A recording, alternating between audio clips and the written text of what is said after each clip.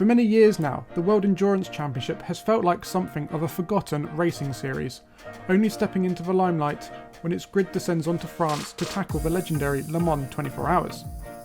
But 2024 feels like something of a new era for WEC, and it could well be on the cusp of something truly magical. Before we explore all of that, if you're enjoying this video, make sure you leave a like and consider subscribing to our channel so you don't miss any in the future.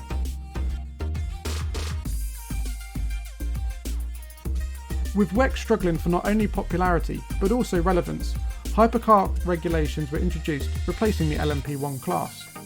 The regulations almost immediately captured the hearts and minds of car manufacturers across the world, with several quickly penning their interest, ensuring Toyota would no longer be the sole top-line manufacturer to compete.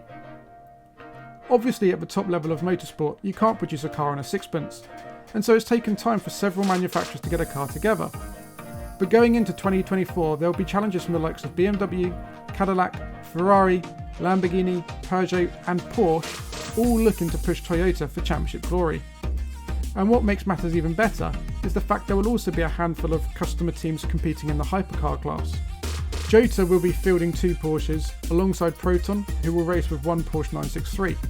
AF Corsa will compete with a single Ferrari, while Isotta Fraschini is a complete privateer.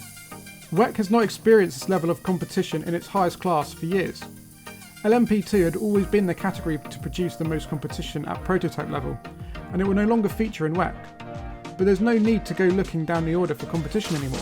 The fight will be at the front, the very front.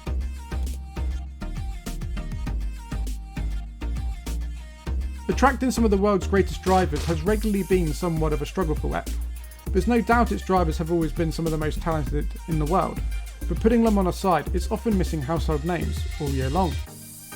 But in 2024, the Hypercar class will have not 1, but 10 ex-Formula 1 drivers, racing a full season, including Jenson Button, Robert Kubica, Paul di Resta, Daniel Kvyat, and recent AlphaTauri driver Nick de Vries.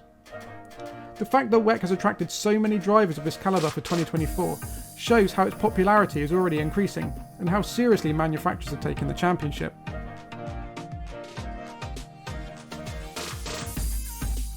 The excitement isn't just limited to the Hypercar class either. There's also plenty going on in WEC's GTE class as well.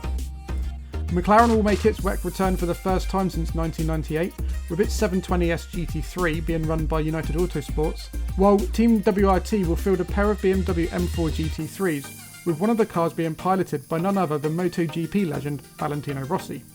It means the blow of losing the much-loved LMP2 class should be softened, especially if the racing and level of competition lives up to expectations.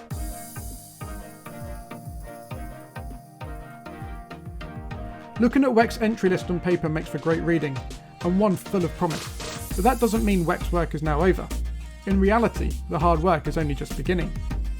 The series has all of the ingredients at its fingertips to put on a great season, one that should help put itself back on a par with the legendary Group C era.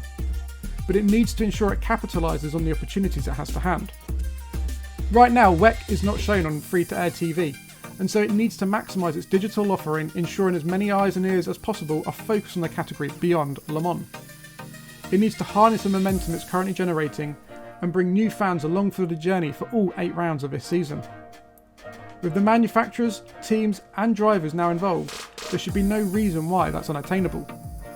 Obviously, it's not going to suddenly take on a monumental surge overnight, but it will then retain forevermore. Nothing is ever that easy. But with perseverance, innovation and dedication, putting WEC back in the spotlight it belongs should be achievable throughout 2024. Endurance racing has been sitting in the shadows for all too long. Now's the time for it to step forward and shine. But what do you think? Could this be a golden era for WEC? What do you think it needs to do to capitalise on the addition of new manufacturers in the Hypercar class? Let us know in the comments below.